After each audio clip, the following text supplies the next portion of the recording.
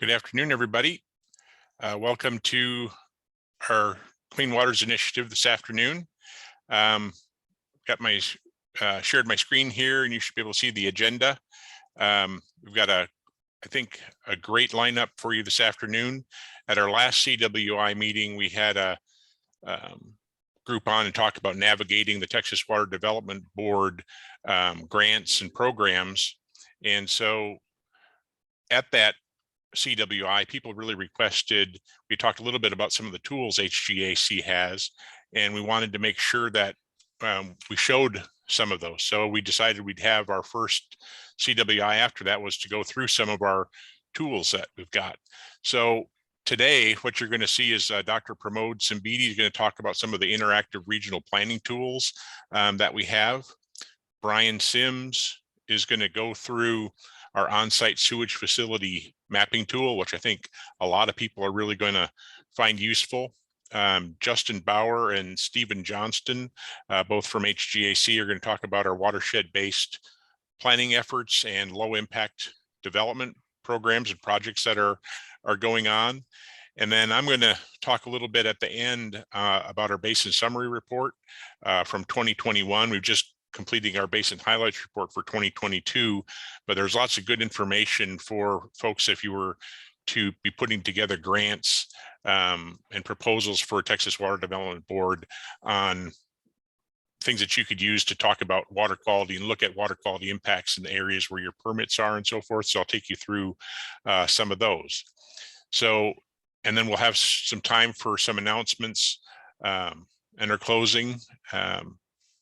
And then as we go through today, we're going to try to leave about 5 minutes at the end of each presentation for questions and answers. So if you're thinking of questions, you might want to type those into the chat. We'll try to address those as we go through today.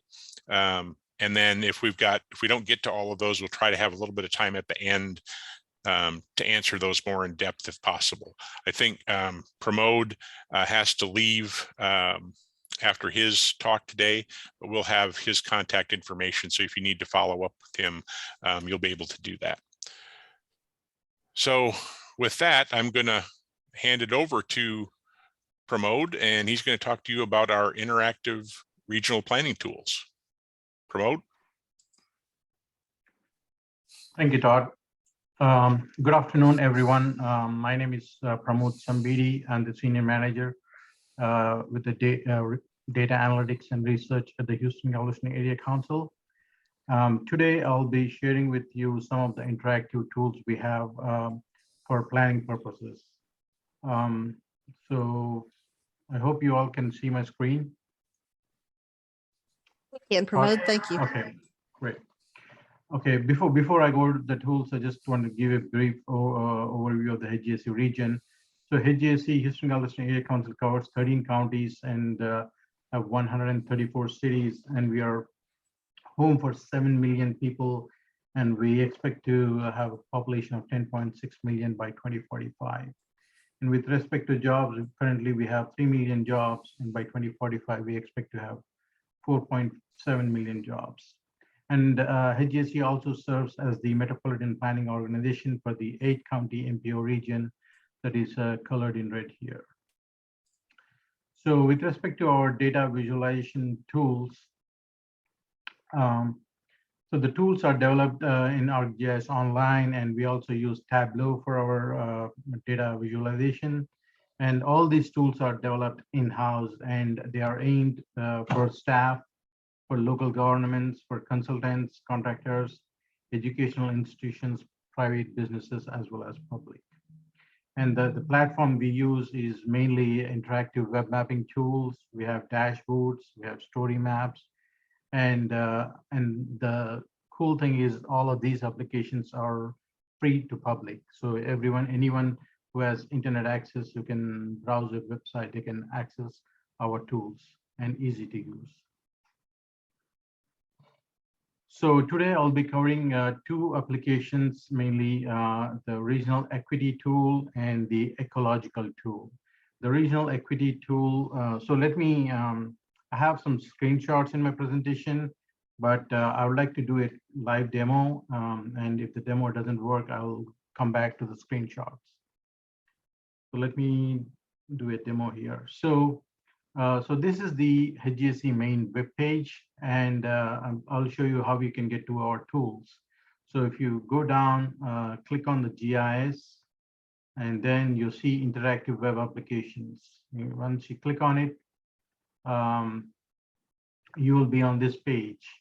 So this is where we have stored all our applications, story maps, Tableau dashboards, everything.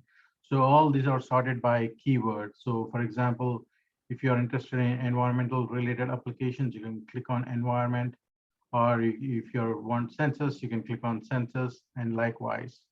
So today I'll be, as I mentioned, I'll be focusing on the regional equity tool and the ecological. So first, let me go over the regional equity tool. So this tool is mainly kind of identifies the distribution of vulnerable population, low to moderate income individuals, and historic settlements in our region. And it also kind of provides some of the local agencies' current and future planning projects. So if you're writing a grant, or if you're working on some report for your study area or for planning, you can utilize this tool to get most of the socioeconomic and demographic data for that study area. So let me click on the equity profile here. So here you'll see the data for, we have break it down by 13 counties, cities, and block groups. So it will take a few seconds to load up. And so as you can see, we have here 13 counties here listed, and it should be up in a minute. Let me refresh it.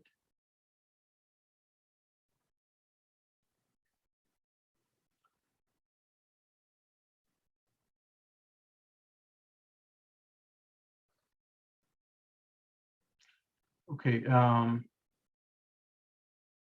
on, it's not the first time.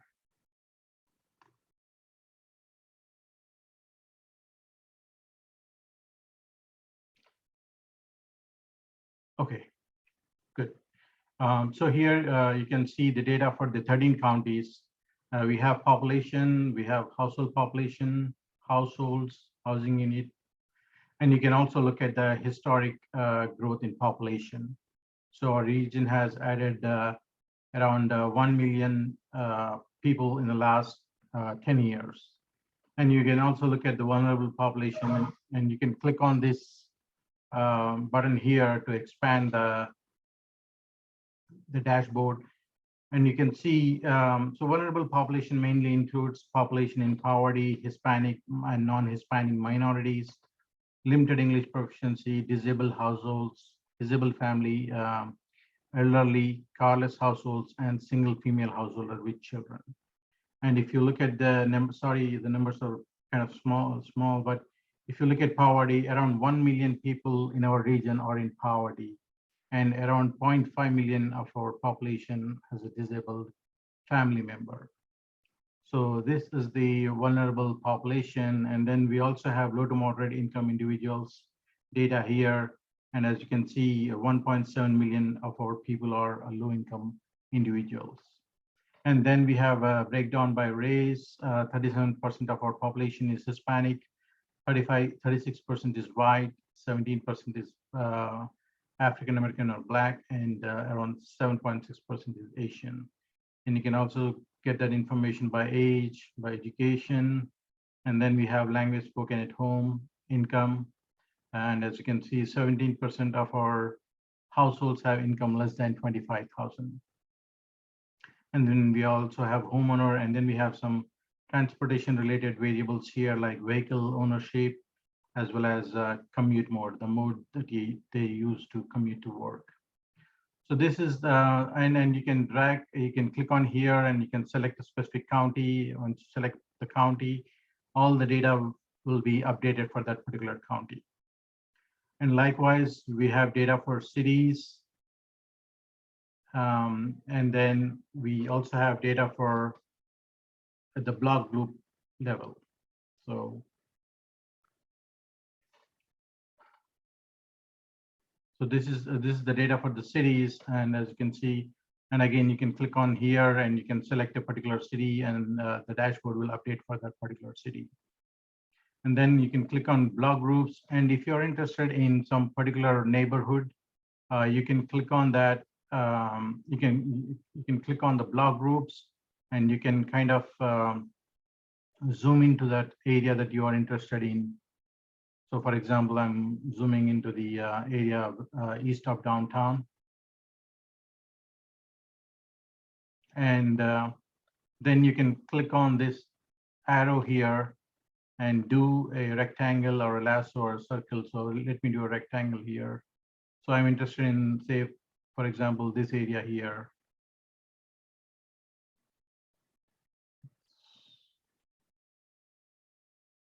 So basically, I selected a area, a neighborhood, and as you can see, the data is updated for that neighborhood. So it has a population of 32,000, and all these demographic characteristics are updated for that particular neighborhood. So that's with the regional equity profile. And then we have vulnerable population density. So if you are interested in knowing where this vulnerable population is concentrated, you can utilize this too. So for example, here we are showing where people in poverty are concentrated. And if you're interested in, for example, disabled family members, you can click on this and you can look at the data. Similarly, we also have trends from 2012 to 2020. You can select that and you can see where there's an increase in population with no cause, for example. So that the red area indicates increase, the blue area indicates decrease. So then we also have recently added this regional climate and economic justice screen tool. This was developed by the White House Council on Environmental Quality. This tool basically identifies the disadvantaged communities in our region. So the disadvantaged communities are identified as marginalized, underserved, and overburdened by population. So the cool thing with this is if you are in a region that is one of these census tracts, then you can apply for these grants, which is called Justice 40, a commitment to deliver 40% of overall benefits of federal climate, clean energy, affordable and sustainable housing, clean water, and other investments to disadvantaged communities. So basically, the probability of getting funding is more if you are in one of these areas and you want to apply for some grants. And then, so for example, you can click on this. I can do a point here. So I clicking a census tract within Chambers County, and it will kind of provide all the different categories of data included in this particular analysis. It includes the climate change, the clean energy, clean transportation, sustainable housing, legacy pollution, clean water and water infrastructure, waste infrastructure, health burdens, as well as workforce development. So this tool will be very helpful if you are applying for any grants. And then we have the instant summary map. So if you want to have a map for your presentation, or if you want to share it with your management, you can utilize this tool. All you have to do is click on the data that you want. So for example, if you want to focus on income, you can click on income, and here the map gets updated, and you can use this snipping tool or take a screenshot of this map and put it in your presentation. So it's that simple. So likewise, I mean, we have vulnerable population, we have low to moderate income individuals. So all these are available as instant maps. And then finally, with the equity advanced tool. So this tool has a lot of layers, like different data, and you can summarize the data for any user-defined geography. So for example, what you're looking at is the vulnerable population distribution in our 13 county region. And we created an index for the vulnerable population. So the 100 means highly vulnerable areas, So the ones that are in dark brown are the areas that have concentrated vulnerable population. And so you can, for example, you can use this widget at the bottom called location analysis. So once you click on it, then it will ask you to maybe select a point or draw a polygon. So let me draw a polygon here.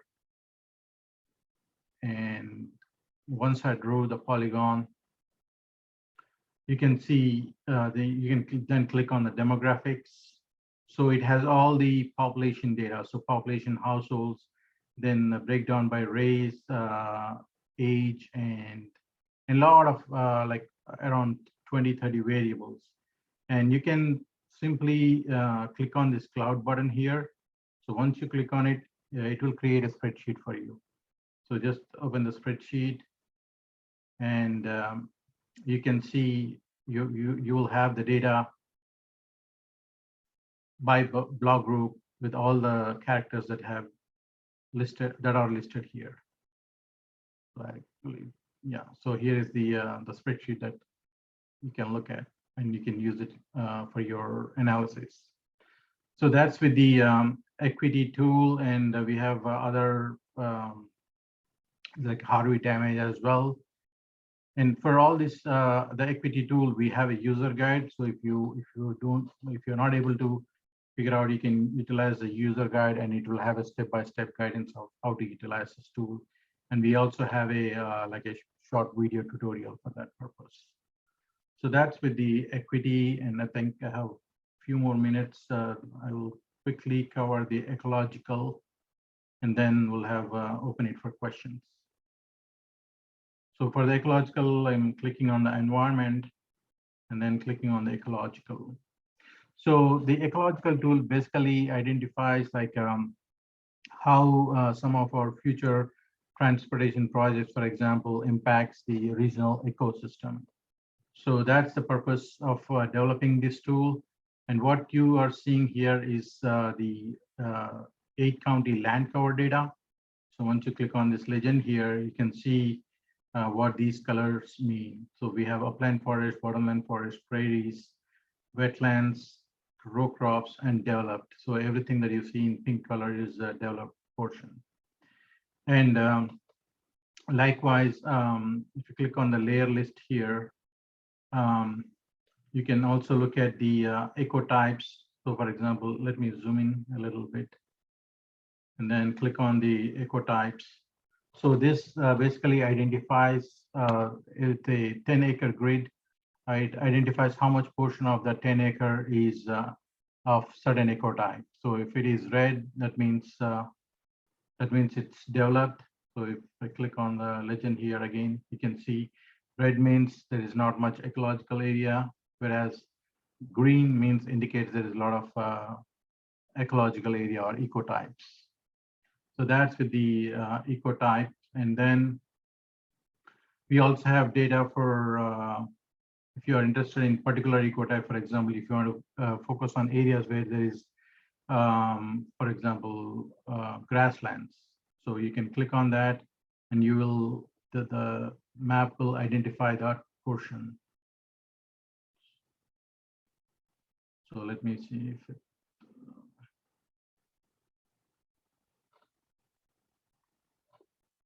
It's a bit somewhat slow, so okay, yeah, so it's here. So you can see these are the areas where 80% of that area is upland forest. So that's with the layers, and again, we can use any of the similar to the what I did in the other tool. You can click on an area, then add a buffer of, like, for example, I'm adding 1 mile here. Click on it, and it will summarize the data for you. It may take a little bit of time, but it will update. So these layers will pop up once it's updated. So let me see. So this is just giving the forecast of that area. And yeah, so for some reason it is slow, but it should also summarize the data by different ecotypes, and then you can download the data as well. So that's with the location analysis. And one last thing I'll try to show, if not, I'll go back to the presentation and show it there, is a red flag indicator. So this one, similarly, if you click on it, and if you add a 1 mile buffer, for example, so it will kind of identify the different red flag indicators, like if there are airports, if there are hospitals, if there are pipelines, cemeteries, and likewise different. Okay, yeah. So here you can see what we have, like managed lands or Superfund sites, brownfields, wells. So all this information is updated for that particular area you selected. And then you can click on the print button here and print it. And that way it will generate a report indicating all those pipelines or oil wells or whatever is underneath that area. So that's with the ecological. So this type of information is very useful for, like, if you're planning a transportation project, you have to get a environmental approval from NEPA. So it will be useful for the environmental studies. So similar to the equity tool, if you have any questions, you can always access the user guide. So all this information is available. And let me go back to the PowerPoint here. So I hope, so I can share this with Rachel and she can send it over to you all. Just have the screenshots of what I showed in my presentation. And here is the link to the equity tool, and here is the link to our interactive tools page. And that's all, and I'm open for questions. Thank you.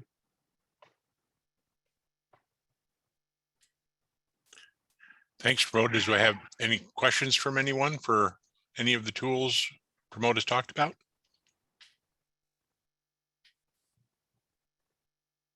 Just a reminder, if you have any questions, you can put them in the chat, or you can use the raise your hand function and we'll call on you to unmute and ask your question.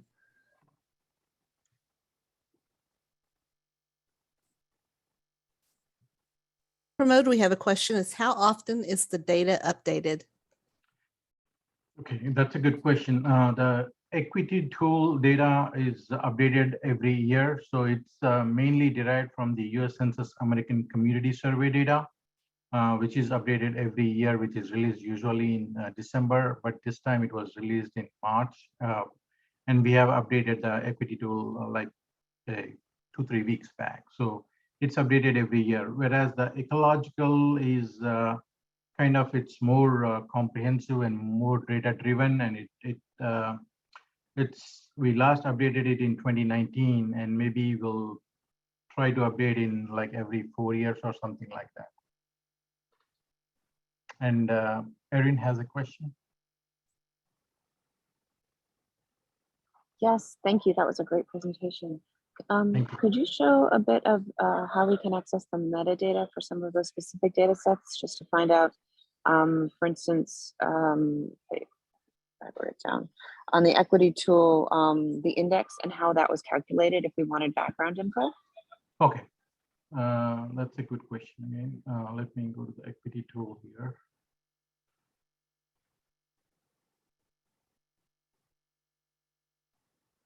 So in the one more information, under more information, we have the vulnerable population index here. So once you click on it, it will kind of show you the methodology that was used and the variables that were used. So here is the kind of the definition, the variables, and we also have the calculations, how it is estimated. And similarly, we have a lot of other data, like if you're interested in like ACS data, we have a regional demographic snapshot that you can access that has more information on demographics. So for example, here. So all the tools have a user guide, and if there are like variables, then we also have a definition spreadsheet with variable definitions. So and if you have if you need more information, you can always reach out to me and I'll provide additional information. Okay, I think one more person. Daniela. Yes, hi. Will the HCAC be involved in making comments with regard to the climate economic justice screening tool, the CEJST tool, and some of the issues that have been reported with regarding to the data, especially around communities of color? I noticed that the comment period was extended to like May 25th. Okay, so I'm not sure if I can answer that because this tool, we kind of got it from the White House Council on Environmental Quality. And we kind of try to, yeah, I think at the bottom there is there are links that, and also you can, I think, you can provide the feedback. But yeah, it's mainly we wanted to have people can easily access the tool, so that's why we have it here. But we are not involved in kind of identifying these regions or these areas. I hope that answers your question.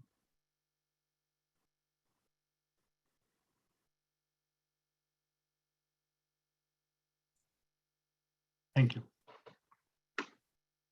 We have a little bit more time for questions if anybody's got any for Pramod.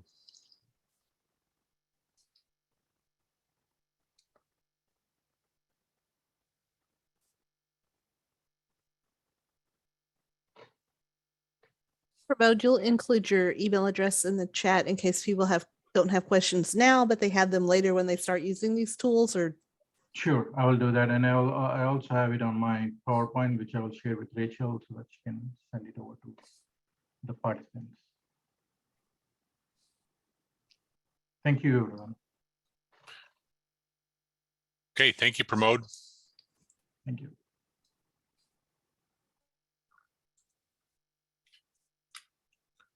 Okay, well, next on the agenda is Brian Sims, and he's going to be talking to us about the on-site sewage facility mapping tool. And I think a lot of you will find this very informative and a really useful tool in some of your work.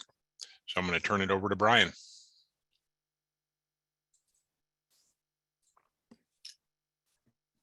Hello, everyone. Can you see my screen? Yes. Okay. Hi, my name is Brian Sims, and I'm a senior planner in the Water Resources Department at the Houston-Galveston Area Council. I will be talking to you today about our on-site sewage facility mapping tool and how this tool may be useful to you for some of your projects that you may be working on or maybe planning for in the future. HGAC's on-site mapping tool is an interactive online database and GIS mapping application for permitted on-site sewage facilities and septic systems in the Houston-Galveston region. This tool is available online at the datalab.hgac.com/OSSF. The on-site sewage facility mapping tool is compiled from permit data submitted to HGAC by the local authorized agents who are authorized to permit and enforce the rules for on-site sewage facilities. The system data includes on-site sewage facility permits from 13 counties within the Houston-Galveston region, with discussions occurring with 2 additional counties to add their information as well. Currently, the database includes over 111,000 permitted systems, and it's updated annually as we conduct our water quality management plan activities. The data has proven to be very useful to HGAC as we move forward with planning and implementing watershed-based plans such as total maximum daily load projects and watershed protection plans, and we hope that you can find the data useful as well. For the purposes of this presentation, I will be going through some screenshots of the application to show you some of the useful features of the tool. I'll have the tool pulled up in the background in case I need to go live to answer any questions. But since I don't quite trust my router to from Xfinity, I will go forward with the screenshots. So this image here shows how the tool will appear when you first open it. The colors on the map show the density of permitted on-site sewage facilities within the region. And I'll discuss the meaning of these colors a little later in the presentation. To start with, I want to go over some of the basic controls of the tool. On the left side of the screen, you'll see the navigation controls. Up top, there's a search bar that allows you to search for a street address.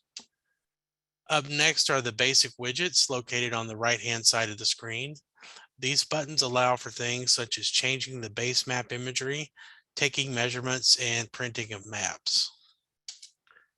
The advanced widgets down at the bottom of the screen allow for accessing some of the more advanced functions such as turning on and off various map layers, querying or selecting data, and temporarily adding external data to the map view.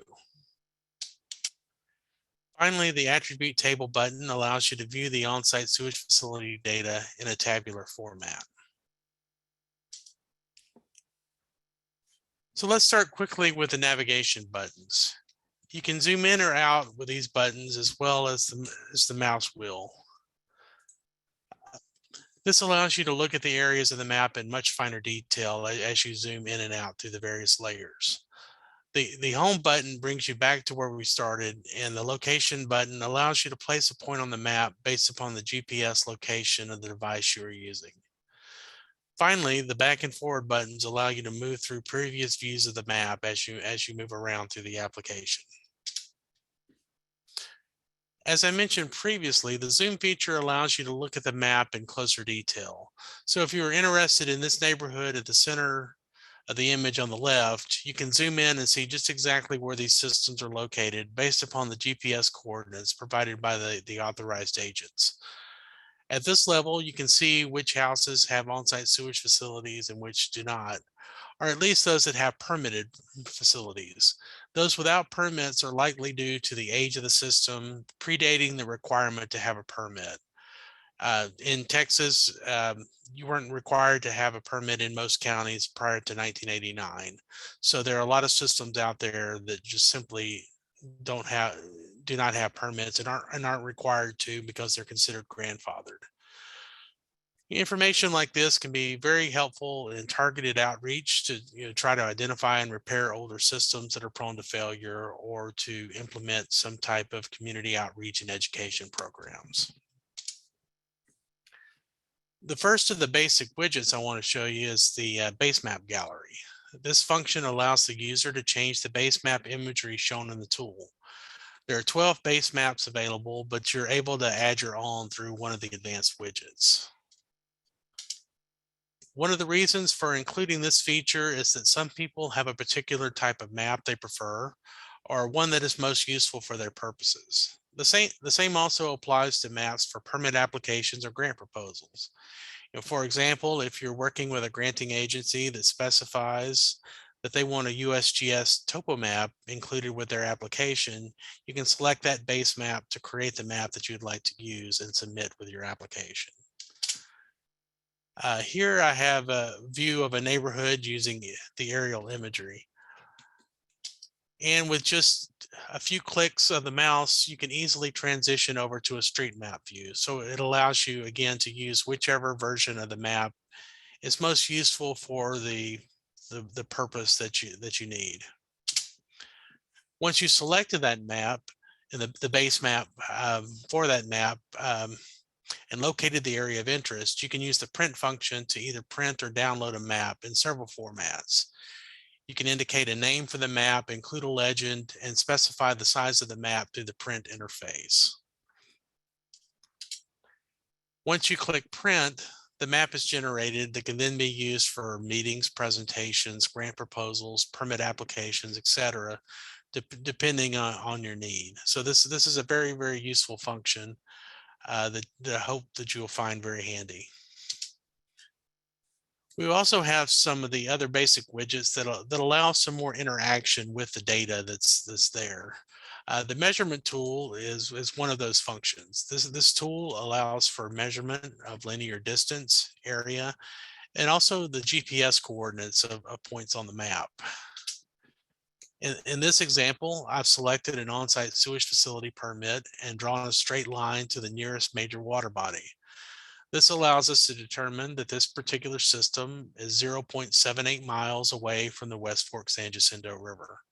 This distance can be viewed as miles, kilometers, feet, meters, or yards using the drop-down menu. With this function, you're also able to draw a polygon on the map and determine the area. For example, the area of this polygon around this neighborhood is 1.8 square miles. You can also determine this area in square kilometers or acres as well, again, using the drop-down menu. Finally, you can select a point on the map and determine the location, either as latitude and longitude or as degrees, minutes, and seconds, depending upon which form of the data is most useful to you. Next, I'm going to go into some of the advanced widgets. I'll show you some of the most useful ones. The entire list is included here. I won't be going over every one of them, but I will show you, like I said, the ones that I feel are most important and most useful. When you are using the mapping tool, you can also use the application data widget to open a quick guide. It's a quick walkthrough guide of all the different functions. And under additional resources, there's also a detailed help file. So the primary feature that everyone will use when they use this mapping tool is going to be the layers list. This list allows you to turn on and off various layers within the map. By default, all layers are turned on, but you can easily drill down to look at just the information that you need for your particular use. For example, you can look at each permitting agent, or you have the ability to turn on and off each of the permitting agencies in the region. You can also look at permit age as well as perform a residential analysis. Now I'll discuss those last two in a little more detail in just a moment. You're also able to turn on or off geographical elements such as cities, county boundaries, and major and minor water bodies. This screenshot shows an example of the permitted on-site sewage facilities by authorized agent. In this map view, we're looking at the boundary between Harris and Montgomery County near where I-45 and the Grand Parkway intersect. Here you can see the Harris County permits represented by the yellow triangles and the Montgomery County permits represented by the blue triangles. For each of the points on the map, you can click on the icon and you'll get an information pop-up screen that shows you information about the system, such as the latitude and longitude, the permitting agency, and the age of the system. The information that's available is going to vary by permitting agency, as some of them send a little more extensive data than others, but most of them typically have the same basic information. We also have an option to look at the permitted OSSFs by age. The permitted OSSF by age layer allows you to look at the age of the permitted systems in the region.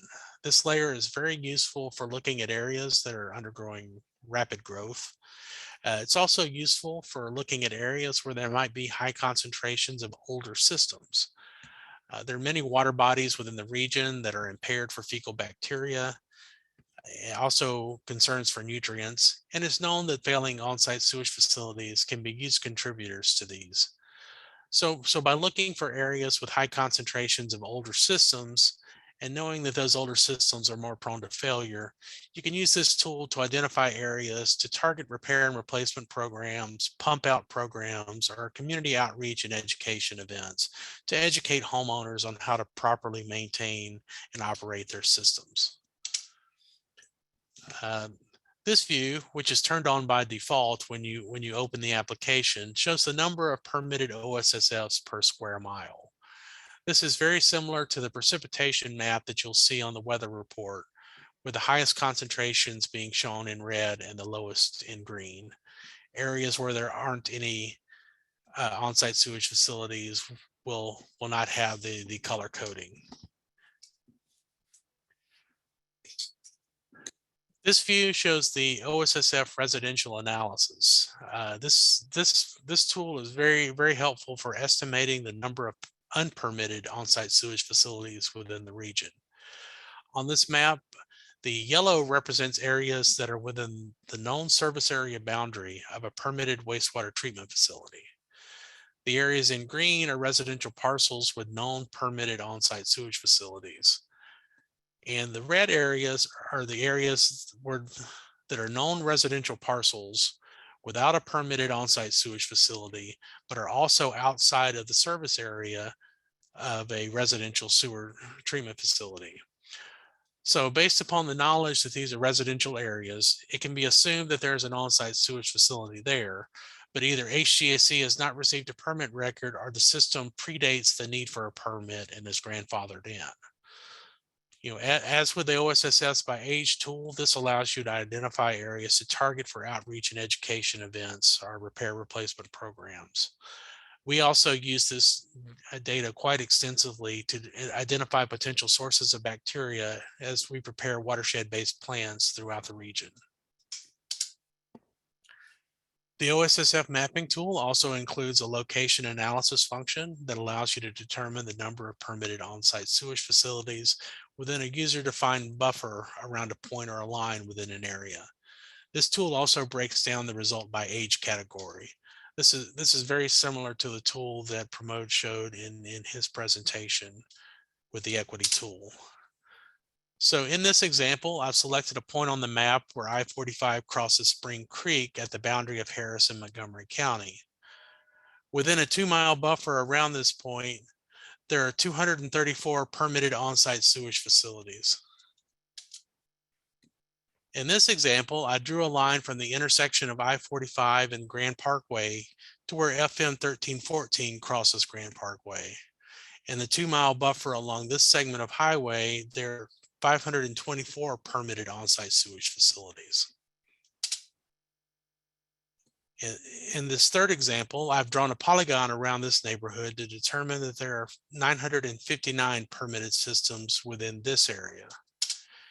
And finally, you can combine the area tool with the buffer tool.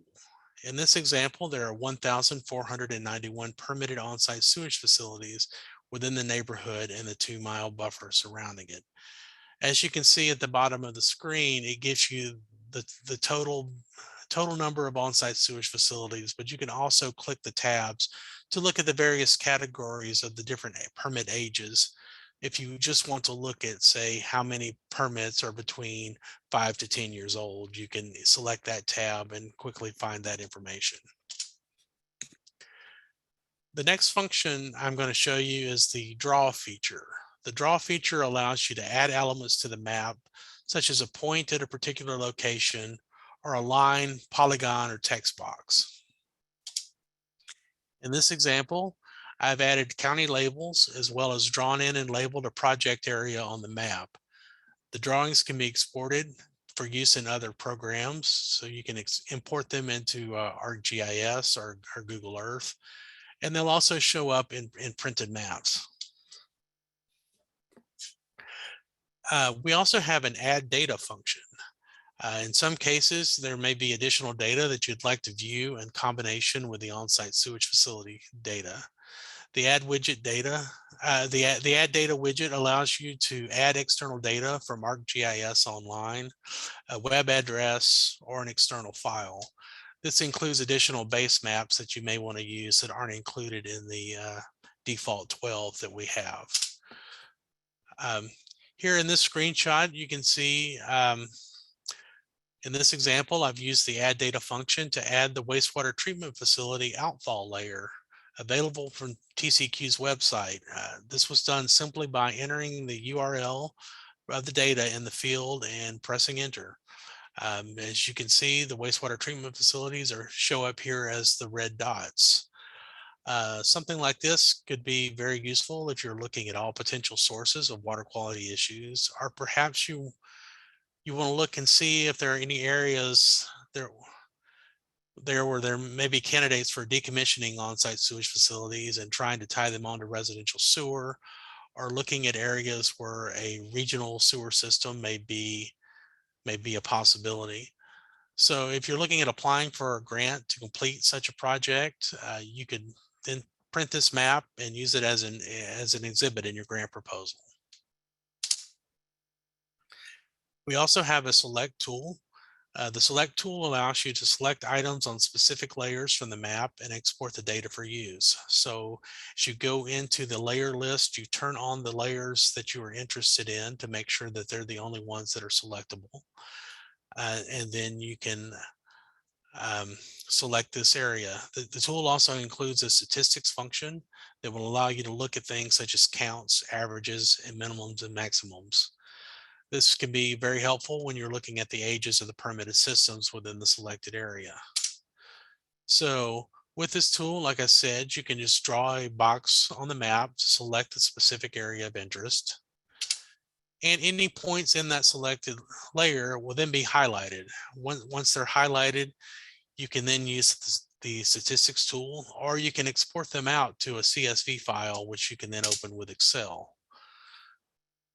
So now that you've got this data pulled down, you can open it up in Excel to work with it, to graph it, to analyze the data for your specific purposes. Any personally identifiable information, such as first and last names or street addresses, that may be included in the permit information aren't shown through the online system and are not available for download. We specifically hide this information. Some authorized agents submit it to us, some of them don't, but we have our filters selected on our data to make sure that this particular type of information isn't shown. There are several other advanced tools that are available, but I won't be going over all of these today.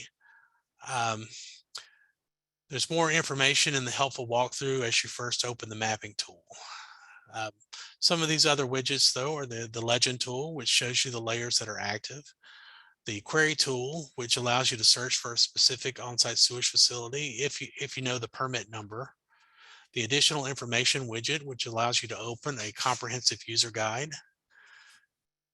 We have if you're having any trouble remembering what some of the tools do, the application help function runs you through a guided tour of the application. And then finally, there's a share function, which allows you to send the application to others and provides you with the HTML code to embed a link to the application in a website. The final tool I'm going to discuss today is the attribute table. This function allows you to view the on-site sewage facilities permit data in a tabular format. The level of data varies by authorized agent, as some provide us with very extensive records, while others provide us only with permit numbers and GPS coordinates. Typically, we receive the permit number, location, system type, whether it's conventional or aerobic, or whether it's residential or commercial, and the date permitted. Some agents also, as I mentioned before, submit additional information such as the name and address. But again, we do hide that personally identifiable information. So here's an example of the attribute table showing the latitude and longitude, permit number, permit year, system type, authorized agent, and city. This is for Montgomery County just in the map extent that is shown. 5 minutes. Right. The attribute table also has a filter function. This filter function allows you to query the data. In this example, I set it to show me the permits where the county equals Montgomery and where the permit age is greater than 15 years. So once you apply that filter, it then changes the map and the attribute table to just show me those tables, just show me those permits that I'm looking for. So once again, this can be very useful in targeting your outreach programs. So before I wrap up, I just want to acknowledge the funding for this project was provided by the United States Environmental Protection Agency through a Clean Water Act Section 604B grant administered by the Texas Commission on Environmental Quality. And with that, I hope you find this tool to be useful for your planning activities. If you have any questions, I'd be more than happy to answer those for you. You can also reach out to me using the contact information provided. And if anyone has any questions, I'd be glad to answer those for you.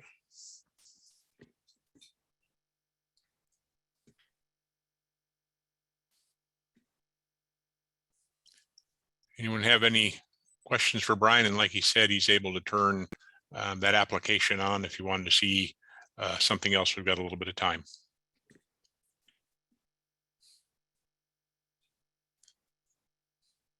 I think Tom has a question. Yeah, can you hear me? Yep. Yes. Yeah, just a comment, Brian. While we were working on the Spring Creek Watershed Protection Plan, your data from this site was extremely useful. And in addition to location of OSSFs, we look at time trend analysis and compared the tributary coming in to the main stem downstream, and they matched up very well. It was just really very useful. Yeah, that's one thing that we try to do is that we have a lot of data out there, and trying to integrate it all together, to get the OSSF data together with the wastewater treatment facility data, with the water quality data. That's one of the goals that we work for, is try to make all that data available, but also provide that interaction with the various data components that we have, so we can get a full picture of what's actually going on within the region. So I'm glad that you found it useful in developing that project.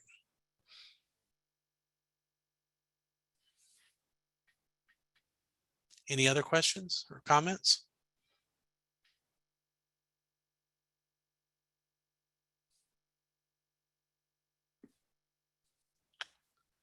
All right, thank you very much. I appreciate your time.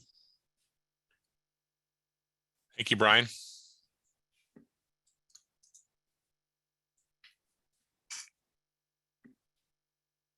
Great. Next up is Justin Bauer and Stephen Johnston. They're going to be going over our watershed-based plans and low impact development projects that we've got going on here at HGAC. So I will turn it over to the two of them.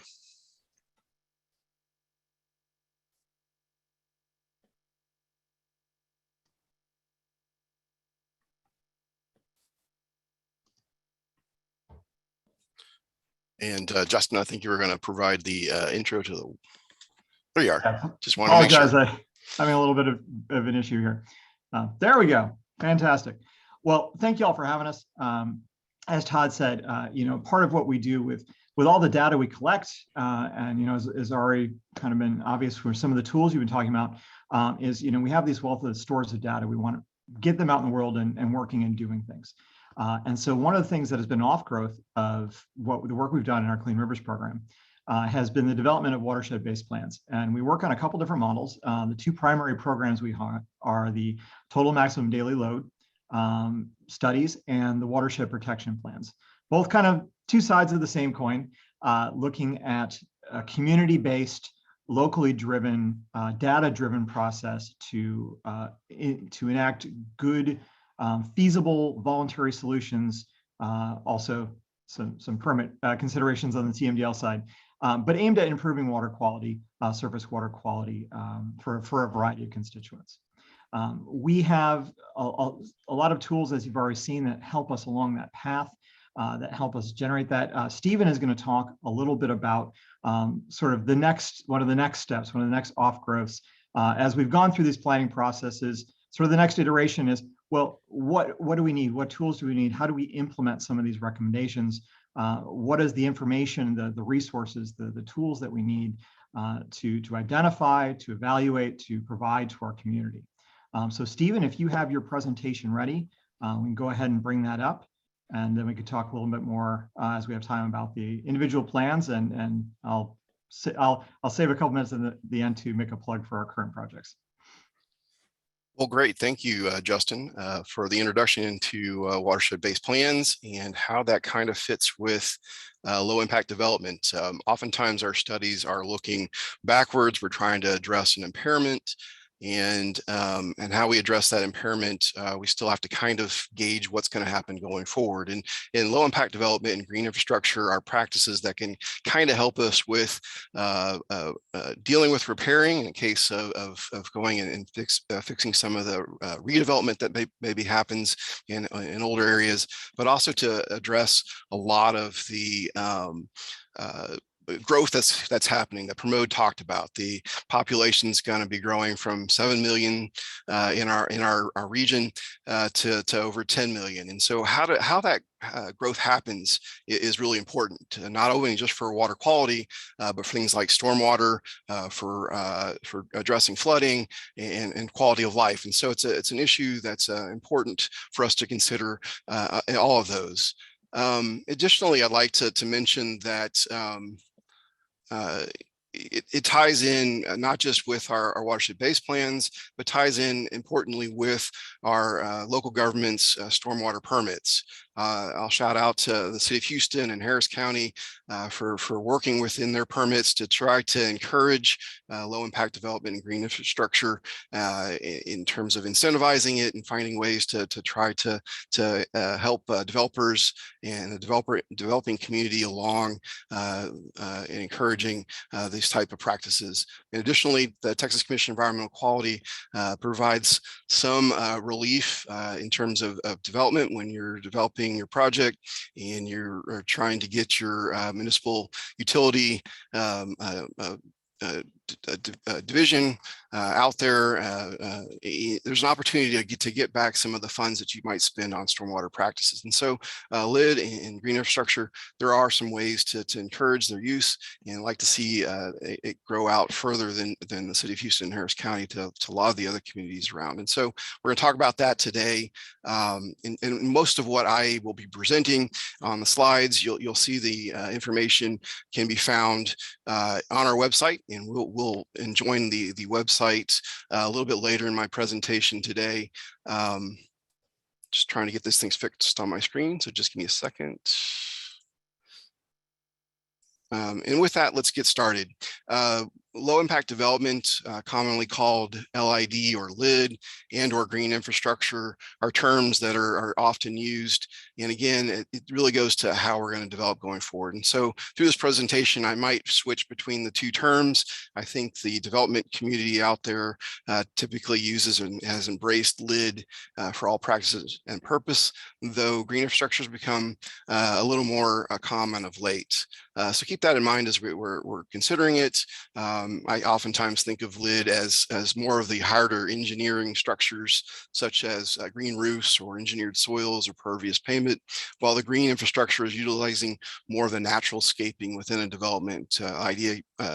using swales, avoidance of natural areas, and installed wetlands and rain gardens. But as in practice, they're often blended.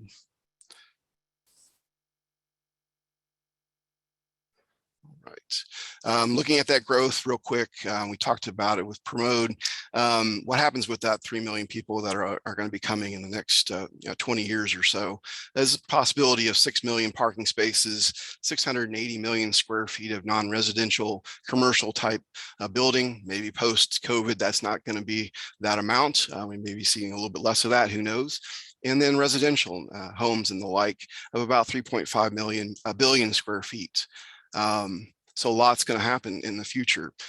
For single family homes, we estimate about 1.4 million of those, or 390 Cinco ranches. Cinco Ranch currently has about 4,000 homes within it. And so that's where that 390 comes from. Parking spaces, those 6 million parking spaces equates to about 230 NRG parking lots. NRG has about 26,000 spaces, and so that's how we arrive at that figure.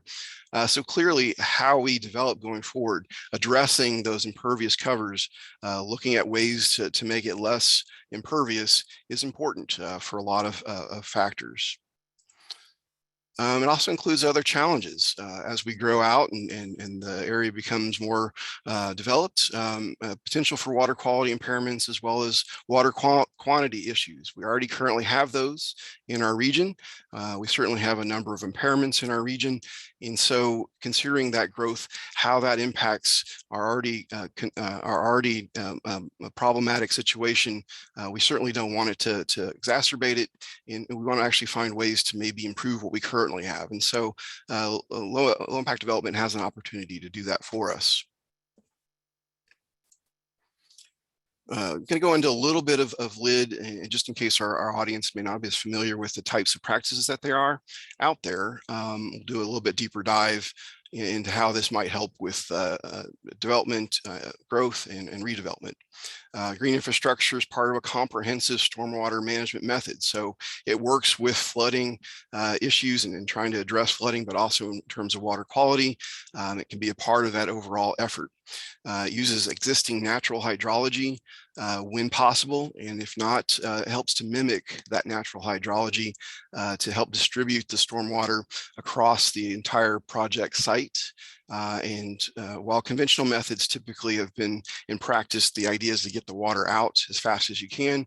This type of practice is using the water and the various practices to try to help retain that water on site as long as possible, to give a chance for biological processes as well as filtration processes to happen and improve that stormwater going forward. It can be used in a lot of different areas. I've mentioned developments, both new developments as well as redevelopment, parking lots, roadways is very popular nowadays to see roadways incorporate some of these practices as well as our parks. This next slide I grabbed from David Batts. I won't include it in the presentation I give to Rachel for the CWI, but just included it here to give folks a sense of what the past hydrology kind of looked like and what hydrology has looked like in the current situation. So in the past, more natural hydrology will look a little bit flatter. If a rainfall event happens, it's a little bit slower to reach the bayou, and it crests at a much lower height, and it slowly dissipates over time. In the case of this hydrograph from 2000 from Tropical Storm Allison, the event happened, it spikes pretty quick, a high flash point, and then a really quick decline over time. So the goal of low impact development or green infrastructure is to really dampen down this early peak and to make it modified a little bit closer to what a natural hydrology looks like. In the next few slides, I'm going to give you some various look at what some of these practices look like. And so these practices look like a variety of different things. It could be, instead of the traditional detention basin that's either wet or dry, you've created in such a way that wetland plants can be found and grown within it, and provides again an opportunity for sediments to drop out. It provides an opportunity for pollutants to be uptaken by the roots, and so you give an opportunity for that. A green roof has to, obviously the building has to be engineered to support the weight of the soils on top and the vegetation on top, and then the water storage that happens when rainfall happens. The green roofs gives an opportunity for, again, uptake of any pollutants that came in the rainfall. Also gives an opportunity for evapotranspiration of the water. So if certain rainfall events might get stored here and actually be dissipated here. In planter boxes, again, water comes off the road and goes into the planter box until it fills up and overflows that. But again, it can capture some of the rainfall there, and then that can be connected to an underground storage for the water to be stored for a longer period of time, and then maybe reused for irrigation. Additionally, low impact development looks like a bioswale. Here, engineered soils with plants growing in them. Water comes off of the street as well as the sidewalk and through cutouts in the curb, and it can flow through here and have, again, an opportunity for sediments to come out, as well as for water storage and for evapotranspiration. Rainwater harvesting, again, idea of storing water. rain garden, similar to a swale. You have oftentimes use engineered soils and vegetation to help address stormwater. Permeable pavement, again, the idea of helping to infiltrate water as well as store water underneath the pavers. One thing that we have learned from maintenance perspective is perhaps not to use permeable pavement underneath parking spots. As you come to do maintenance on the permeable pavement, you might not be able to move that car, and you're going to miss that opportunity to get underneath it to do maintenance. And so oftentimes you'll see the pavement being used in areas such as roads and those kinds of things. And then finally, using these practices in concert with one another, again, whether it's capturing it on the roof, going into the rainwater harvesting bin, through some kind of rain garden or swale, and then to wetland detention before it goes into another bayou or creek. So on our website, you'll find workshops are stored there. Our guidebook can be found there. And then a lot of our tools can be found there. And we're going to go to the website here in just a bit to delve deeper into the website. But just wanted to let you see what can be found there. The Design for Impact guidebook, we created that back in 2016, 2017. And in that guidebook, you're going to get a lit overview, much like I just gave you. Also within there are talks of barriers and solutions. Why don't we see this practice being put in place everywhere within our region? In some of the lists of best practices, much like I just gave you on various types of practices that can be put in place. There's a little bit of cost of benefit analysis. It was done mostly with professional judgment as we were designing the guidebook, and then some local case studies looking at what a conventional practice would look like side by side with what a practice that included various lid and green infrastructure within it. Just looking at, again, those benefits, we talked a little bit about improving water quality and reducing flood, using these for those purposes. It can be cost effective in terms of maybe you don't have to put as much drainage and stormwater piping because you're using some of the natural whether swales or some kind of wetland or those kinds of things, natural features to convey water. And so you maybe be able to save money that way. You potentially have the ability to put in a new building or extra buildings or houses because you've been able to design the stormwater detention in a different way. Potential for increasing property values. You're greening up the site. You're putting in multifunctional facilities, whether it's stormwater retention with hiking trails or conserving areas for wildlife. And so potential for increasing property values, tax base, and that kind of thing, or the ability to sell those lots at a little bit higher price. I won't go into all the regulatory or perceived barriers, but certainly when we did the study, those types of concerns were out there. Certainly from the regulatory side, the development codes that may be in practice may prevent some of the various lid or green infrastructure practices from being put in place. Curb and gutter requirements may prevent you from doing swales along a roadway. And so certainly regulatory things have to be looked at. And then there's those perceived areas where education might need to be taken to help improve the ideas of why you might do this. The idea that these things may cost more may not be true. They certainly are true for some things, but not for all. And so you have to look at some of these ideas and try to figure out what's best for your situation in your community. Case studies I mentioned are in the guidebook. Here we're looking at a traditional residential plat where the detention is put to the side or to the back of the community. Maybe it's fenced off and not accessible, or maybe it's accessible, but only the houses that are near it have easy access to it. You might live along here and may not want to travel to that park space. And so designing it a little bit differently in case of the lid practices where you put it in the middle and make it a centerpiece, you're making it more accessible by the houses around it. And again, maybe making the houses nearest to it at a higher value.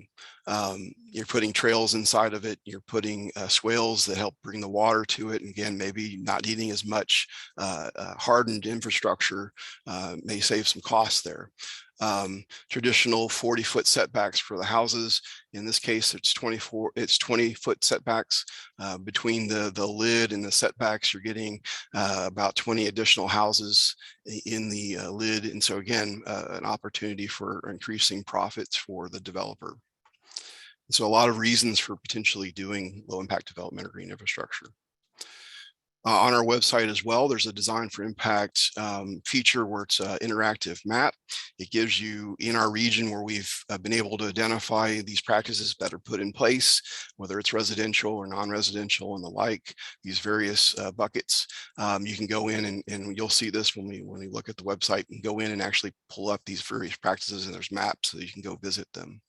Additionally, we have a submit your project. We always would love to have more projects on our map and available for folks to see and get ideas about what types of lid can be put in. And here's an example of the Girardi Water Smart Park in League City, Texas. Again, it gives you a little bit of a sample of what's been put in place at this park. The park was set up to be a demonstration for the city of League City's residents to go and kind of see what could be done on both a developed project as well as maybe in your own yard. And so it's available, it gives you a map of the location and how to get there. So just a real recap of what's on the website. There's digital resources, case studies, manuals, and local project materials, along with lid tools, how to deal with resources for lid, but also sample agreements for maintenance agreements, and as well as sample ordinances for changing your ordinance to a different one that's more accepting of lid, and again, our interactive mapping tool. Let's see if this works. We're going to step off to visit the website here.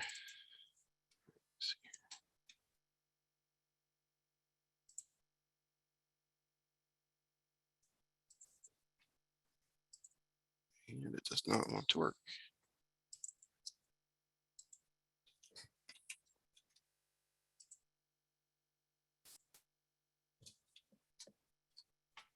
There it goes. Oh, did it? Well, I brought it up, so. Oh, that's a different website. You're gonna. I'm getting there. Or we'll go the long way. Wrong way. I'm used to going that way myself. Environment, low impact development, and here you go. So this is what you'll see when you go to the low impact development webpage. Up front is the guidebook. There's no cost for printing this. You're welcome to print as many copies as you want. If you're going to be giving a talk or working with your homeowners association and you wanted to reach out to us, we can probably print off a few of these for you in a limited production. But just to let you know, it's there and it's available for download and printing at your needs. Additionally, just walking down the buttons here, you can also get it down here at the bottom. Give, again, a real quick look at snapshot of benefits. You can walk through these tiles and pull up costs, effectiveness, improved water quality, and the like. I won't spend too much time on these. The resources that are available. So we pulled a lot of these together when we were putting the guidebook together. Some of these are newer, with a newer project that we had where we were looking at maintenance agreements and schedules and low impact development ordinances. So it gives you a broad range of topics for if you wanted to go and learn more about low impact development. Workshops. These are the past workshops that went to develop the guidebook. We also do, like we're doing now, CWIs to try to encourage these practices to be put in place more often. We will also be doing some new workshops coming up, and I'll talk about that in just a bit. There's a photo gallery of some of the practices like a bioswale and what goes into these that you can clip from if you need to, cisterns, and green roofs and the like. And then on the toolbox, we have, again, some of those resources like maintenance agreements and how schedules should be set up, and then a sample lid ordinance, again, to encourage folks to look at their ordinances that are in their communities and potentially change them to make them more accepting.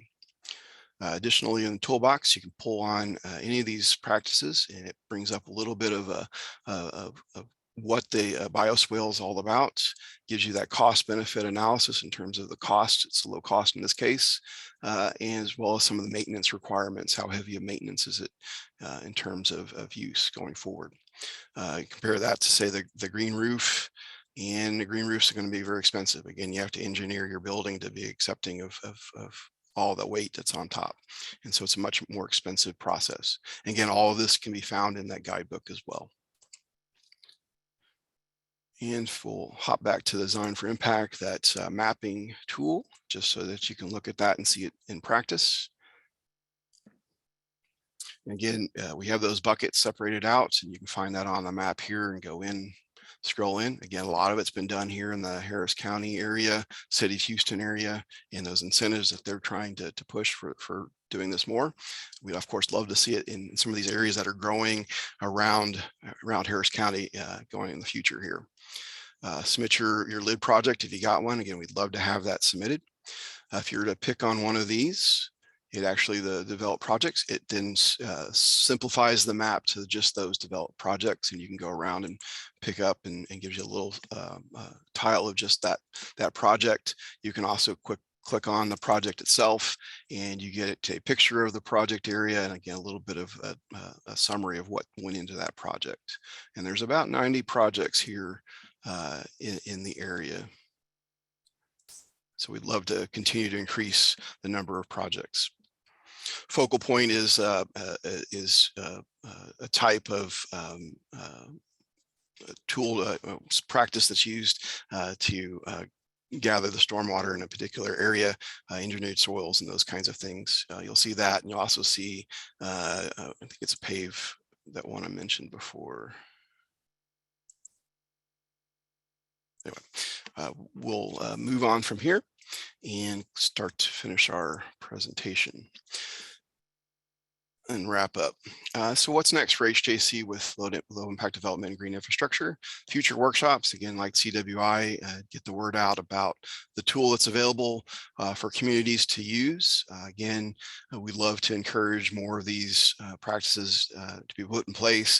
Local governments, as they're implementing their stormwater management plans under their permits with the state, this is certainly a great vehicle for implementing those permits and implementing those plans, and love to see that be a part of it. We are also starting an efficacy study where we're looking at the performance of low impact development in our region, looking for the few of those projects that are out there that have monitoring data to give some valuation of how these practices work here, to be able to say, and maybe not entirely definitively, but put out there a list that says, hey, if you put your money into these types of practices, you're going to see the return in terms of water quality and other benefits. And so we're going to be looking at these practices in the next year. We started this month pulling together a quality assurance project plan. In the next month or two, we're going to start building a work group to facilitate this study going forward of a professional and those knowledgeable of these practices to help guide this project going forward. Want to acknowledge the Galveston Bay Estuary Program, and I should have acknowledged on this previous slide all the work that went into the website, as well as the guidebook from a grant from the EPA and its Gulf of Mexico program in that guidebook, and the Galveston Bay Estuary Program through a grant through TCQ and EPA to do additional work with the City of Pearland and Mont Bellevue on maintenance agreements and those kinds of things. Just want to make sure I give a shout out to them and to the Estuary Program for this efficacy study. And with that, is a real quick tour of low impact development and green infrastructure. There's a lot more out there that we can certainly share with you, and certainly the resources available to you. And I'll hand it back to Justin in case there's some additional follow-up that Justin wants to make with this.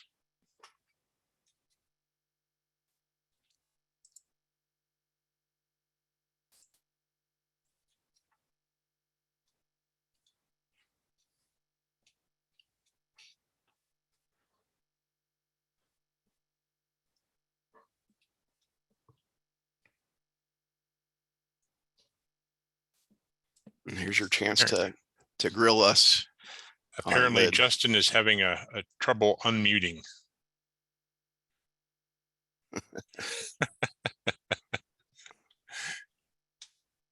There we go.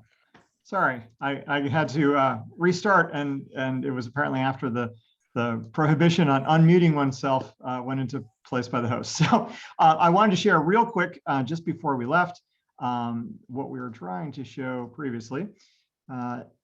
While this isn't a tool, this is our interactive map of watershed-based projects. So going from Stephen's presentation on LID and implementation activities, kind of back up to the broader scale of where we're working, where we're looking at projects.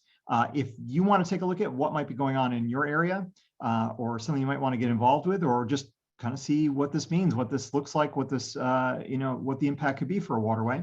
We have an interactive map of all the projects. You can sort by watershed protection plans or total maximum daily load. But again, at the end of the day, they're both community-led water quality projects. The two projects I want to talk to you, in fact, are so new, they're not even on this map yet. Clear Creek, and I'll try and zoom in down here. That is primarily kind of stretches from Fort Bend County along Highway 8 down all the way Galveston County to Clear Lake. Clear Creek is our current project. We, in fact, just had a meeting yesterday with our partnership, and now's a great time to get involved. If you live in Friendswood, Pearland, League City, Webster, any of those areas, and have an interest in your water quality and your public health, we would love to talk to you, get the benefit of your expertise. We're working again on a voluntary community-led process, and we're hoping to bring some resources into the community to help improve the water quality. The other project, kind of going to a different scale, up on the East Fork of the San Jacinto River, much more rural, obviously, than Clear Creek. But again, anyone who lives, works, plays, has some interest in the East Fork area, generally this area here, we would love to talk to you. We haven't initiated our public part of this project yet. We're still doing a lot of the background work to make sure we're coming in informed and helping to inform stakeholder decisions. But we're always interested to talk to you, your organization, your community, get a better sense than we can have from looking at a 30,000-foot view about what's going on in that watershed. So we would love to talk to you. And Stephen, unless you have anything else, I think we'll leave it at that. Sounds great. Let's see if we got any questions.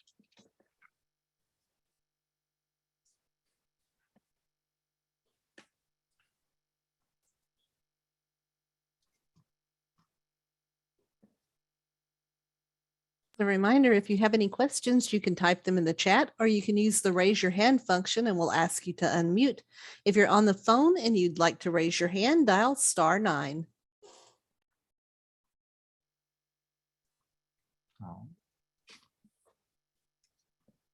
Well, the link to the map is in the chat. And as always, we'd love to talk to you and kind of just tell you what's going on in your area and see ways to get involved. So thank you all very much.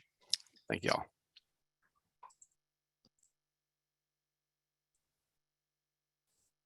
Okay, well, thank you guys. So I'm the last person on the agenda today, and so I'm going to go over our basin summary report from 2021. And just so you've got an understanding of this, the Clean Rivers program, we do a basin summary report every 5 years. And so that's really an in-depth look at water quality in all of the segments, in all of the basins that HGAC is responsible for.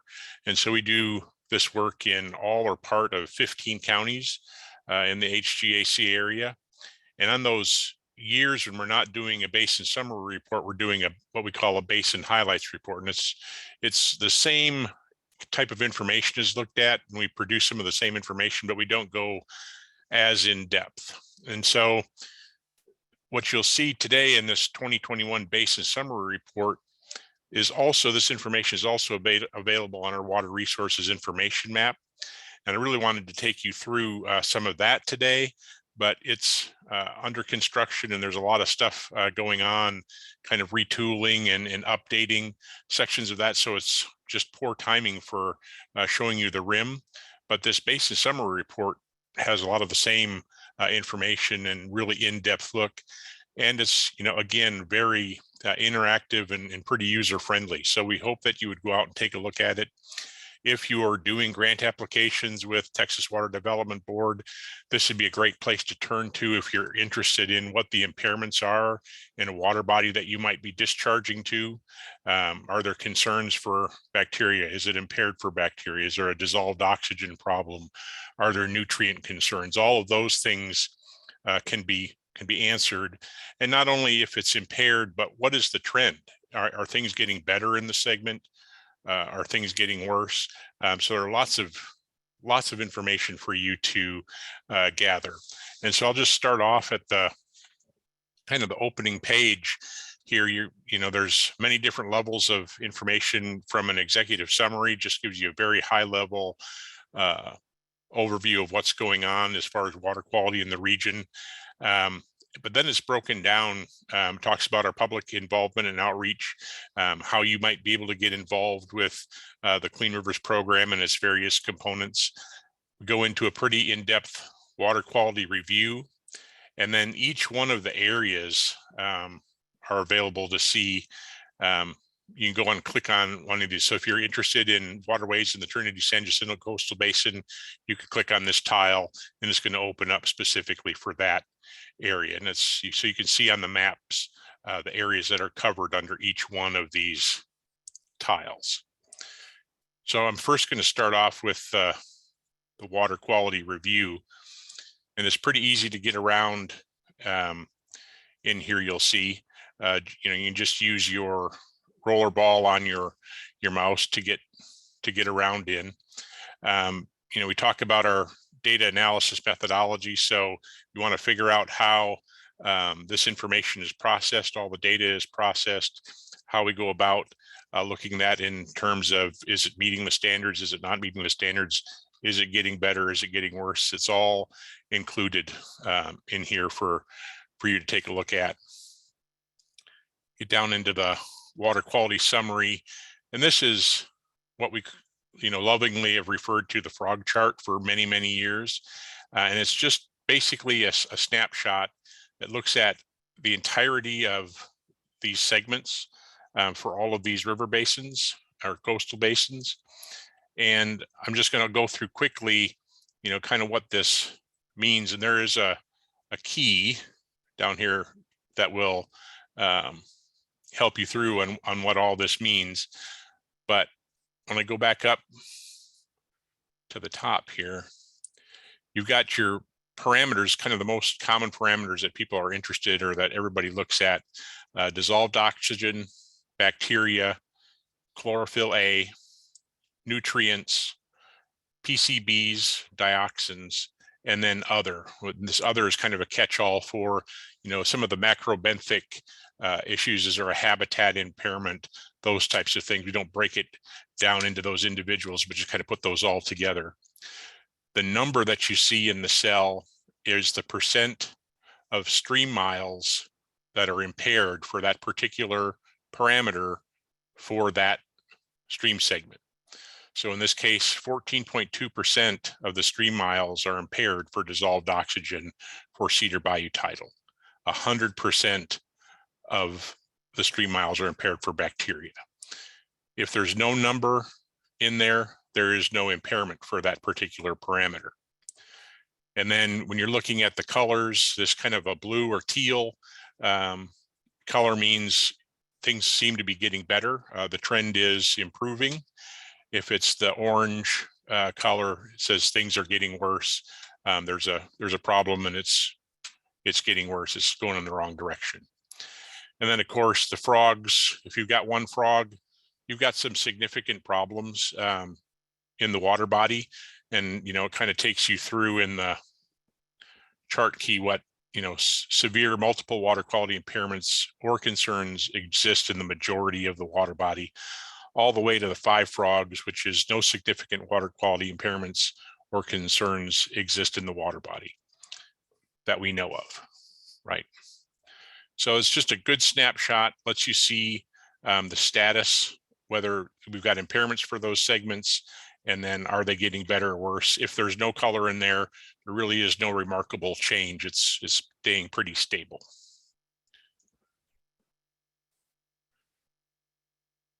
Then you get into the watershed summaries kind of gives you a list of all of the parameters that we look at when we're doing putting together the basin summary report.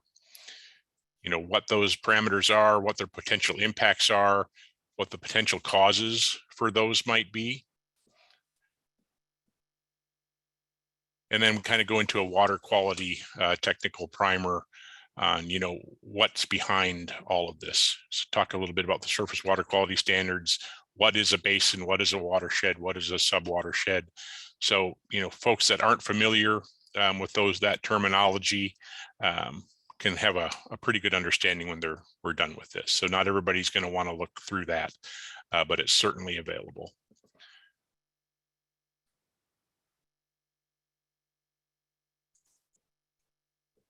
So I'm going to go up here to the lower San Jacinto River Basin, to that tab.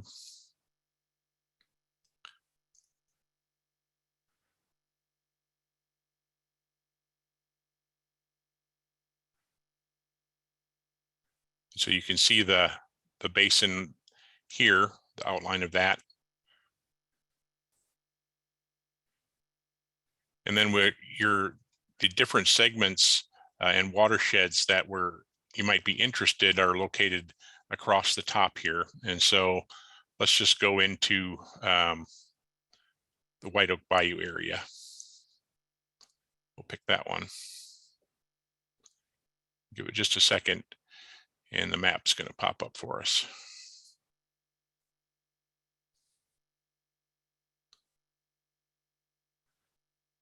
So it's automatically going to zoom in on the White Oak Bayou watershed. It's going to give you a picture from within the watershed.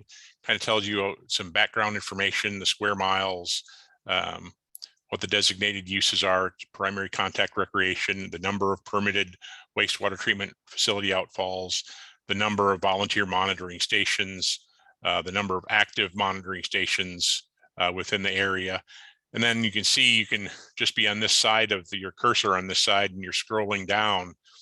And as you scroll, the map on the right side is going to change to match up with the text on the left. So, you know, talks about all of the different tributaries and segments that are within this watershed, gives you a little background information, and then gets down into water quality monitoring. You can take a look at all of the monitoring stations that Clean Rivers program has. Gives you a site description, who the monitoring entity is, how often that site is monitored, and the parameters that are looked at there.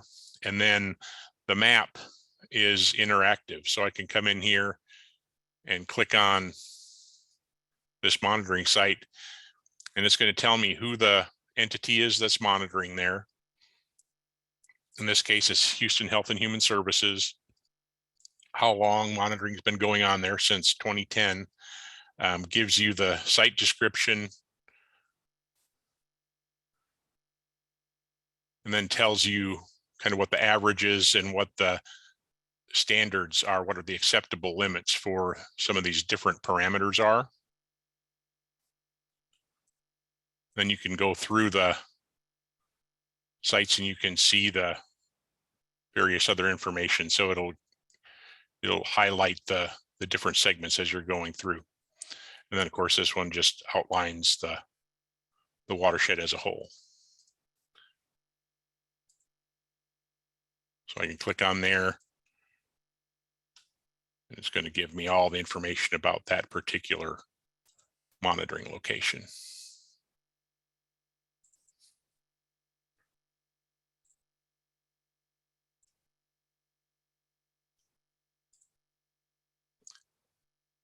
Also looked at the water quality standards and screening levels for all of the various parameters for that watershed. So you can, you know, what the limits are for those. And then gets into discussion about the segment. And much like what Pramod showed you in his presentation, you know, you can see the watershed characteristics and land cover are shown for particular watershed. You can see this is White Oak Bayou, highly developed watershed. but it gives you all of the background information, you know, the different types of land cover, and then what the area is for that and the percent change over time. And then gets into those water quality issues, the bacteria impairments and concerns. So you can see, brings it up, we can see bacteria, all of the segments within the watershed have a bacteria impairment, and we're not meeting water quality standards for any except this one segment right here, which is Coal Creek, which doesn't have any bacteria impairments or concerns. So if you were in a municipal utility district or in a city within the watershed, and you were putting together a grant proposal for Texas Water Development Board, something like that, you could take a look at, and wherever you were discharging, you could know that there's an impairment for bacteria. You could scroll down.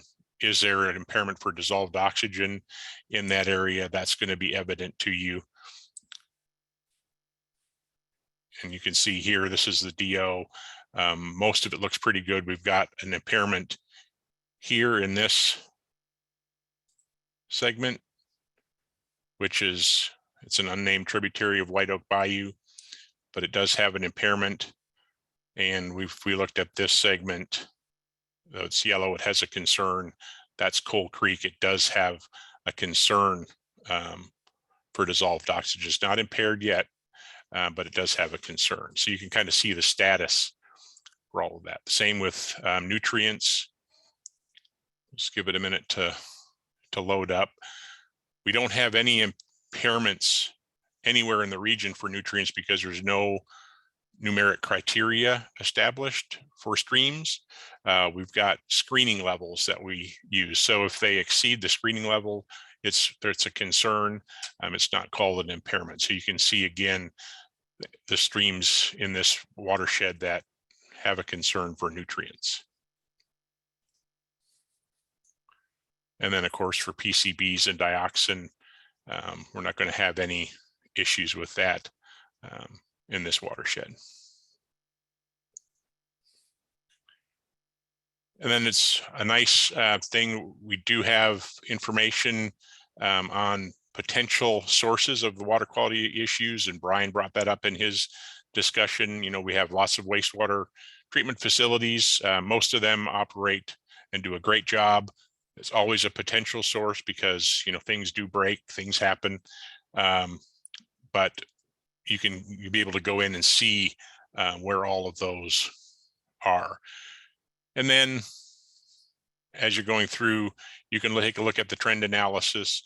We don't list all of the parameters for all of the sites in this analysis. We basically look at the ones that show, you know, some kind of remarkable trend or something that we have something to say about. All of the trend analysis, you can see a trend for every parameter and every site in the appendix. If you go to that appendix, you'll be able to see all of that information.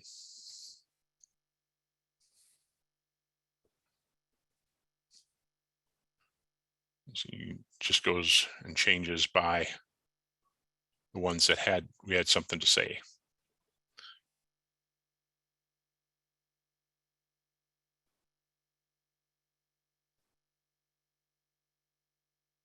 And then we get down to the end here. There's a water quality issues summary for the watershed, and it just gives you, you know, for bacteria, here's a summary. Elevated levels of bacteria are found in all of these segments or subsegments, the possible causes and influences, the possible effects of those, and then some of the possible solutions. What are the actions that might be taken to make improvements? And that's done for all of those parameters. And then it's nice to know if you're doing some type of a permit application for a certain segment or watershed, it's good to know, are there any special studies? Is this being addressed in any other way?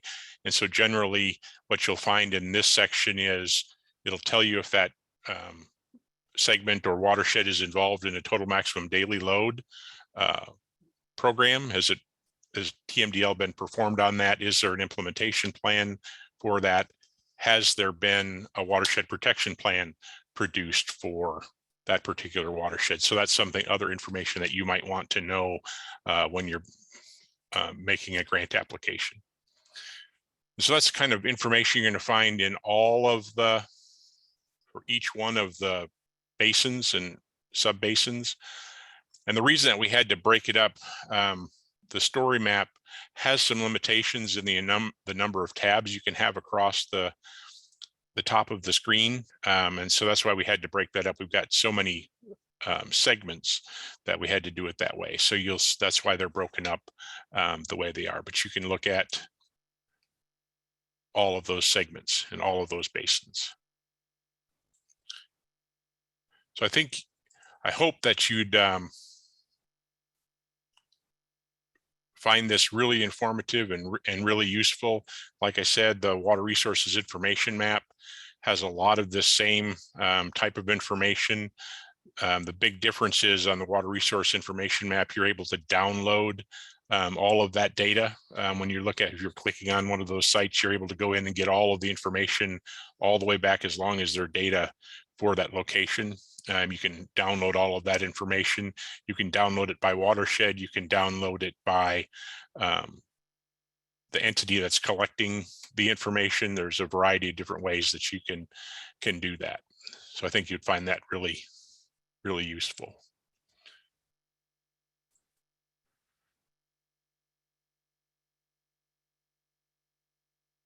And then this takes you to that slide, or the area that Justin was talking about. You can see where all of these watershed-based plans are done.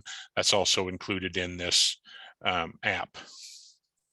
And the appendix, I just want to bring this up quick because you're able to go in and search and filter out the information. So you don't have to scroll through reams and reams of data and all of the stream segments to get to an area you want. You can filter it out by basin, by watershed, by segment, by the assessment unit, or you can look at it by station ID or parameter. So it's pretty easy to get around in there. You can see all of the graphs that have been produced, all the analysis that's been done for all of those. You could be, I forget what the number of pages, Brian would be able to tell me, but it's like, 10,000 pages worth of graphs and analysis that are available to you in there. So if you're interested in going through there, you're more than welcome to do that. So I just wanted to give you a kind of an overview of the Basin Summary Report. This was done in 2021. So the next time that's done will be 2026. And of course, our Basin Highlights Report for 2022 is about to come out in the middle of May. So you can be looking forward to that. So with that, I'll just take any questions anybody might have and hope I can provide some answers. Questions from anyone?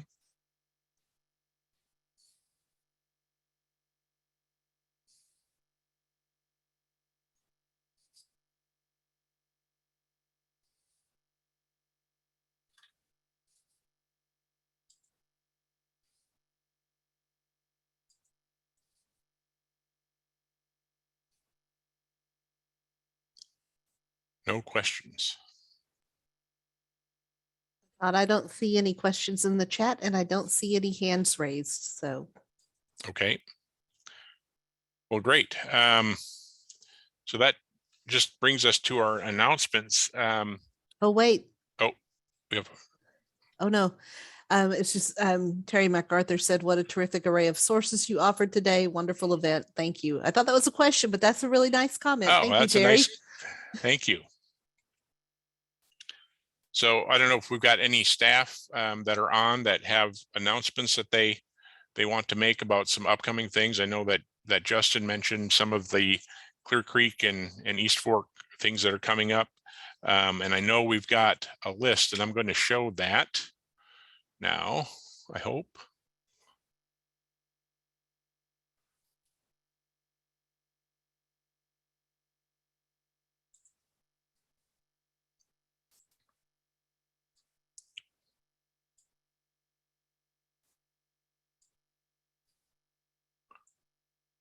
So there are a number of things that are coming up. I hope everybody can see that. Can everybody see the events list? Natural Resource Advisory Committee coming up on May 5th on Thursday, 2 to 4 p.m. Oyster Creek stakeholder meeting, Wednesday, May 11th at the Angleton Public Library. A Chocolate Bay stakeholder meeting, which is another TMDL related meeting, 6 to 8 p.m. at the Alvin Public Library. Our Parks and Natural Areas Roundtable field trip, Friday, May 13th, 9 a.m. to noon, and that's going to be at the Clear Creek Nature Center in League City. And we have our Bacteria Implementation Group spring meeting, the big, Tuesday, May 24th, 1 to 3 p.m. And you can register to come in person, or that will also be online. And then the Cotton Bayou public meeting, which is also TMDL related, Tuesday, May 31st, and the Caney Creek stakeholder meeting down in Sargent at the Caney Creek Mud, Thursday, June 9th, 5:30 to 7 p.m. So there are lots of things coming up on the HGAC calendar regarding water quality. So we hope to make note of all of those. And I don't know, Andrea, did you put those in the chat as well? Sure did. Okay, so they're in the chat as well, so you can get them there too. And Todd, I wanted to give a call out for Danielle COC. She put in the chat the Harris County OSSF seminar. It's on 2 days, May 18th and May 25th. And she gave the link to that to register for folks. Excellent. That is always a very good event. Look forward to that each year. Does anyone else have some announcements? While we're on, we always like to take the opportunity to share a little time if we have it for other announcements of projects that are going on or other stakeholder type meetings.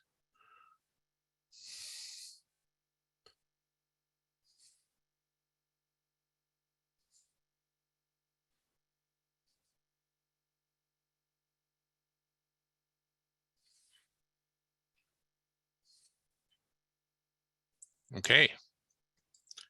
Well, hearing none, I'm able to release you all just a little bit before 4. So thank you for coming today. We're really glad that you signed up and attended the CWI for today. Be looking for future ones coming up in the coming months. I will say that we're for folks that are interested in the Clean Rivers program, in the October timeframe, we're going to be having a field trip.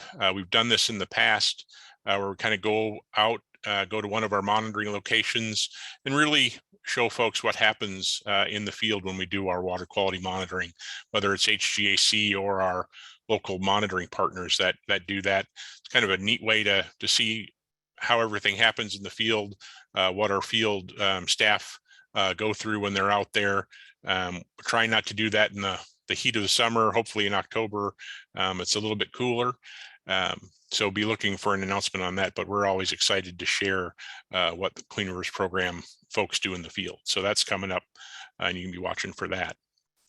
So with that, I'll let you all go. Thank you very much for attending, and we'll see you down the road.